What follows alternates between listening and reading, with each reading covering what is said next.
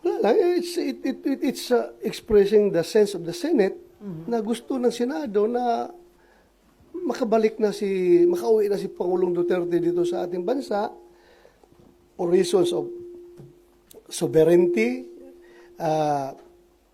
reconciliation, if you want it to be also a factor, and also humanitarian consideration. Dahil ang alam natin ngayon is Pangulong Duterte ay butot balat na daw, masyadong mahina na, at na nagbigay na nga daw ng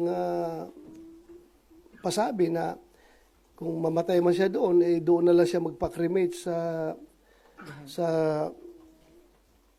doon na siya magpa-cremate sa dahig. It's a very sad information. So sana kung mamamatay man siya, dito na siya mamatay sa Pilipinas, huwag doon sa ibang bansa. Para naman dating Pangulo ng Pilipinas yun eh. So while pending yung case sa ICC, gusto niyo mapauwi siya? Yes. Yung mga Hindi naman dismissal lang case yung hiningi natin. Immediate repatriation of former President Duterte to the Philippines.